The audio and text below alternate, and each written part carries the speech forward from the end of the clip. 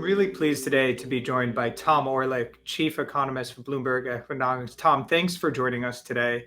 And we have a fascinating topic to discuss, China's economy, something we've been talking about together over years, and you've been writing about.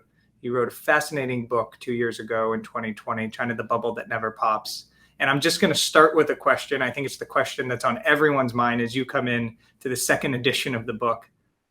Does the central thesis still hold? Does the resilience of China's economy still hold, given everything we've seen and the Chinese economy has experienced over the past 2 years? Well, great to be here, Josh. Thanks so much to you and the Atlantic Council for hosting this event. The good news from the perspective of my personal credibility and book sales is that 2 years in, the bubble still hasn't popped. So that's an important headline assessment. That said, COVID, real estate, the common prosperity agenda, the very real prospect that Xi Jinping will stay in power for a third term and who knows, perhaps longer, a huge amount has changed. And whilst the bubble hasn't popped, I think we might make the assessment that there's air coming out of the bubble at a slightly faster rate. Fair enough, and a good way to start. And maybe I'll take a few of the items you just mentioned and try to dig into them a little bit. Let's start with COVID.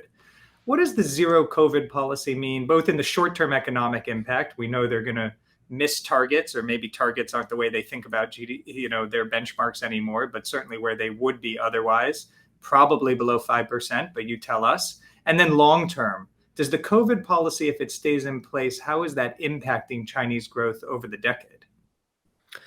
So if we were having this conversation in 2020, China would look pretty impressive in terms of how they managed their domestic COVID outbreak.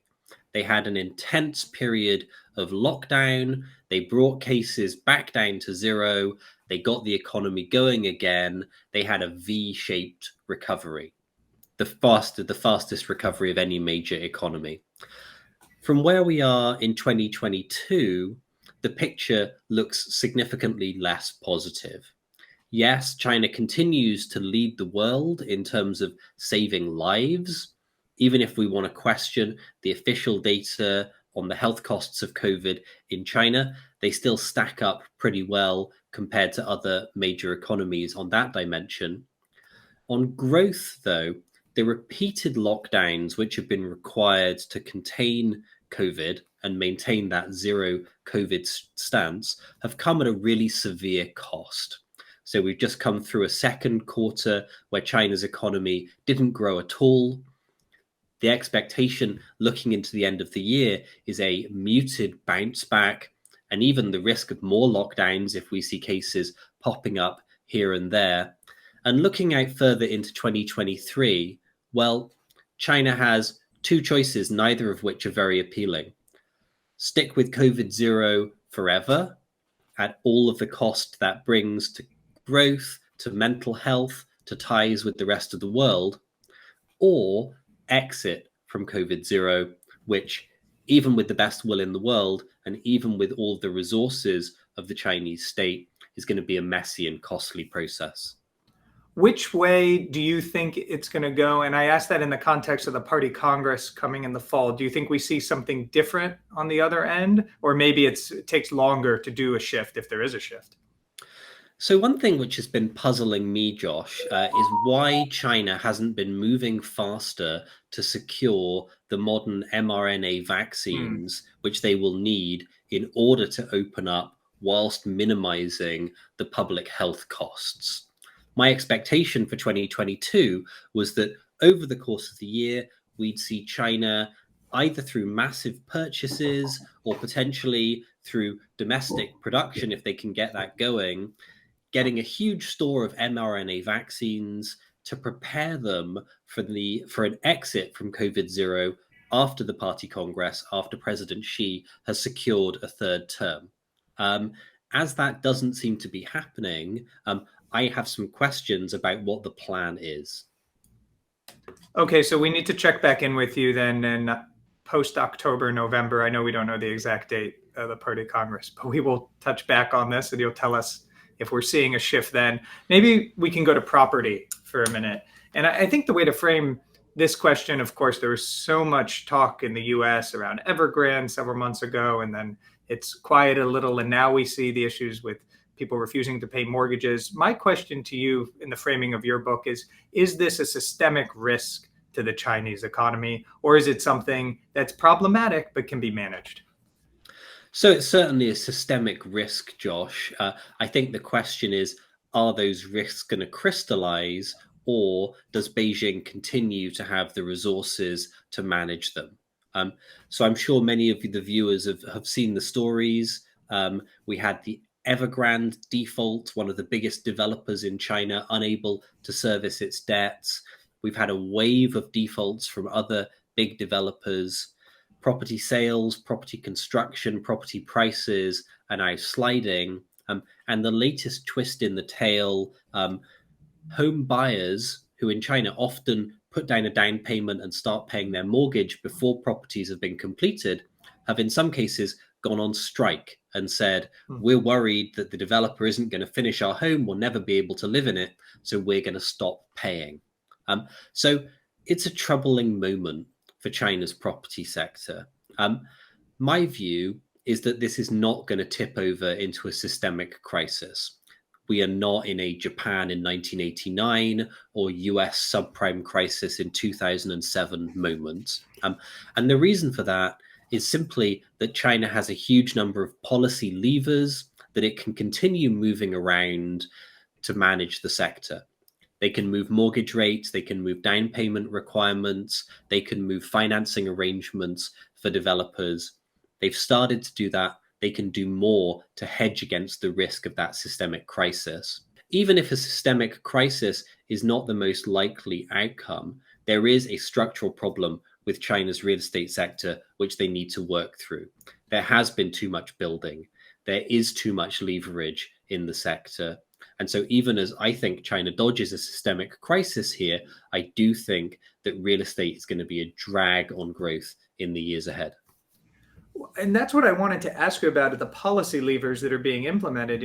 China's doing a different monetary policy approach than most other large economies right now, easing while others are tightening. And so is there a risk in your mind that getting through the short-term crisis and easing up of mortgages and other create actually more leverage risk in the long term? Yeah, I mean, that is always the dilemma when we think about China, right? The policies which are needed to sustain growth today add structural problems, be they excess leverage, be they an excess reliance on investment, be they an excess reliance on the state sector, and those problems need to be worked through at some point in the future. There's a quote from a Chinese leader. I've never been able to quite work out who it was, so perhaps it's apocryphal, but it's something like, a little bit more imbalance is always better than a lot of collapse. So historically, China has always privileged getting through the short term and dealing with the structural problems later. As the structural problems become bigger, that trade-off becomes harder to manage. But I think that's what we're going to see them doing once again this year with real estate, adding a bit to the structural problems with overcapacity and over leverage, just to make sure that that systemic crisis doesn't crystallize. Well, the question is how many pieces you can add on to the sort of Jenga puzzle, because what you're talking about makes sense, and it makes sense from a Chinese policy maker perspective when GDP growth was what it was over the past several decades. But tell us a little where you see that trajectory. Are we at sub 5%, sub 4%? Obviously, we saw the Q2 number stagnating. I think that will change in Q3. But that adds just a whole different dimension and pressure to this situation than hasn't existed before. Yeah, I think that's right, Josh. So if we were back in 2007, where China's real GDP growth was 12%, and then nominal GDP growth was close to 20%, that's an economy which is just throwing off a huge amount of income, a huge amount of resources. And when you're growing that quickly, you can deal with problems pretty easily. Looking into the future, we're talking about a Chinese economy which probably has a potential growth rate of around 5% today and is on a path to around 4% at the end of the decade and then 3% further out. Inflation isn't very high either, so the nominal growth rate isn't going to be much higher than the real growth rate. So China's still going to be generating a bunch of income. They still have that to deal with their problems, but it's not going to be quite so easy as it was in the past. So another sort of piece of this puzzle that's connected to the slowing GDP growth is youth unemployment. And we hear this a lot in China, the youth unemployment numbers higher than the US, higher than the UK. I think the latest figure I saw maybe was 19%, but correct me if I'm wrong on that. What sort of pressure do you think that exerts? And is that something that is front and center of policymakers' minds? What are they trying to do about it? So youth unemployment is a serious problem wherever it takes place. If you've got a bunch of young people who don't have a stake in society, they don't have a job, they don't have a sense that they're going to be able to get a foot on the property ladder, well, that's a problem for the economy, but more broadly, it's a concern for social stability as well. And that's true here in the United States, and it's true in China as well. So I'm certain that that high youth unemployment rate is front and center when President Xi and Li Keqiang, the premier, think about the economy, and it's a problem that they want to address. The challenge, of course, is that in a world where they also want to have COVID zero, which means lockdowns and the risk of more lockdowns, in a world where the real estate sector, which historically has thrown off a huge number of job opportunities for the construction workers who build homes and the real estate agents who sell them, is slowing, that job creation process just becomes a lot more challenging. So we've talked about the domestic factors in China. We talked very little about international. And let me just ask you one geopolitical question. How has Russia's invasion of Ukraine impacted, if it has at all, the Chinese economy? Is it what we see in the West, this conversation about Russia being more reliant on China? Is that actually playing out in practice? Or is it China just saying we have our own domestic problems to deal with and we're trying to mitigate as much as we can the Russia situation? So China has a challenge when it comes to its relationship with Russia.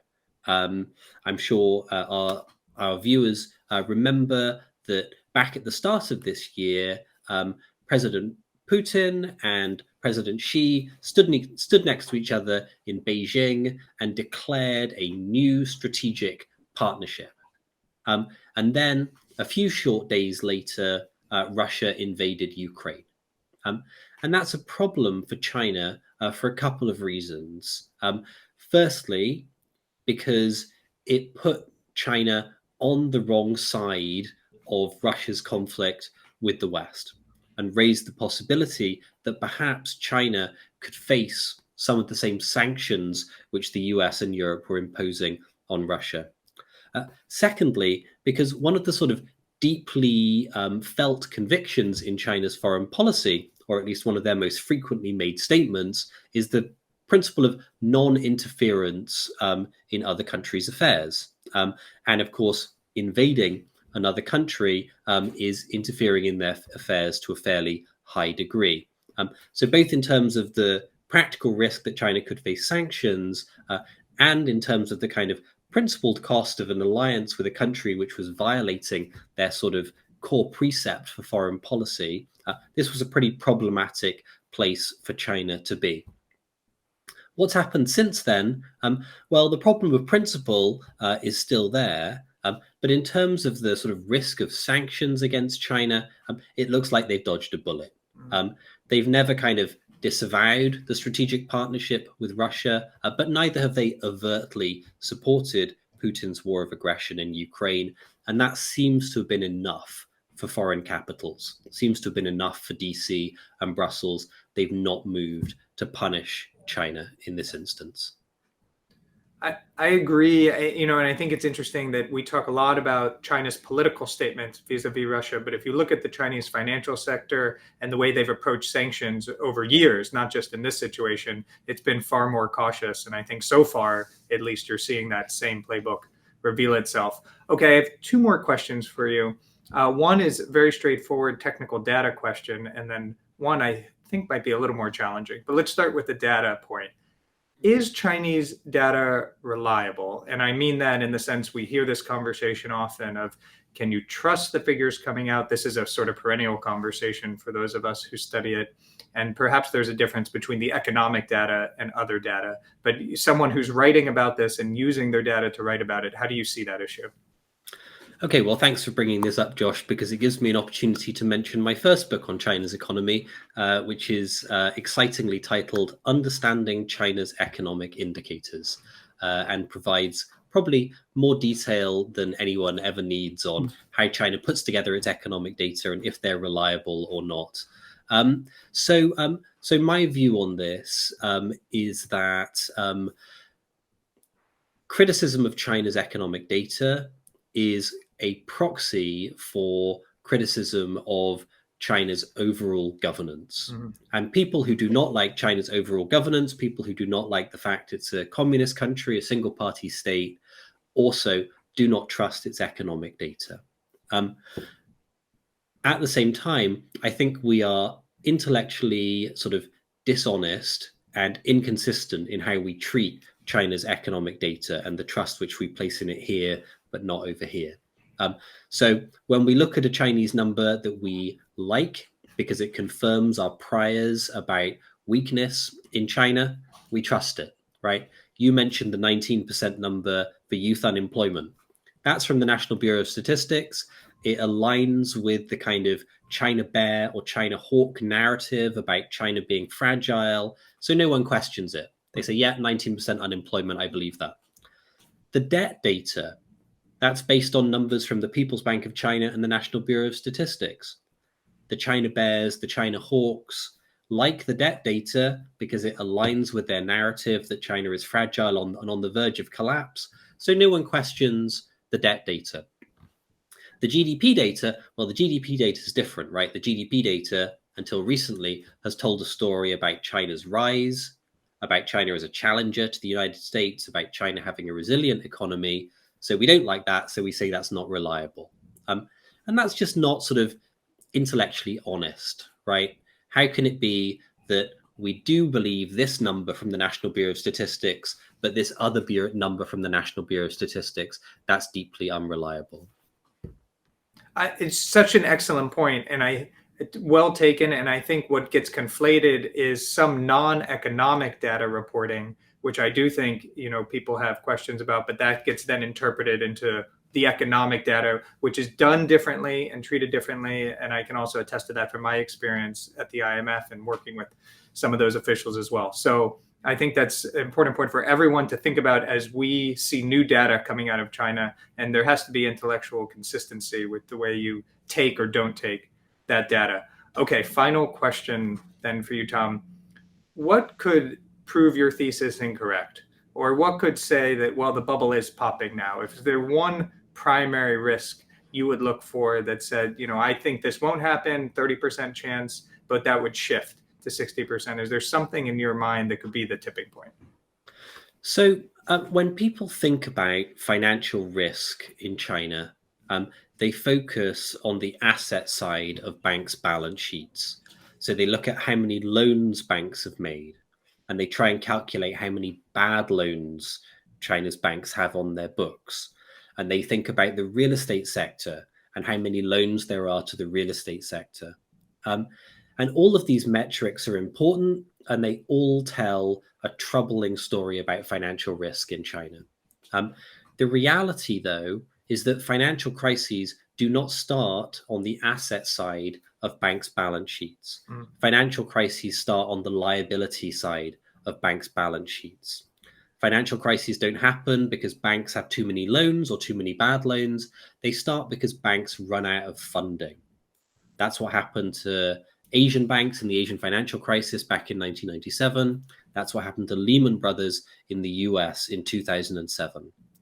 So when I think about financial risk in China and how to monitor it, of course, I pay close attention to banks' loan books. Of course, I pay close attention to their exposure to real estate, to that critical credit to GDP ratio. But if I want to know if there's a crisis which is about to break out, if I want to know if the third edition of my book is going to have a new title, what I look at is the short-term money market rate in China, the cost which banks have to finance their activities, the cost of funding for China's banks. And through all of the talk of financial crisis in China, through all of the disruptions of COVID, through all of the concern about Evergrande and a real estate meltdown, that short-term funding rate in China has stayed remarkably low and remarkably stable. And what that means is China's banks do not have a funding problem.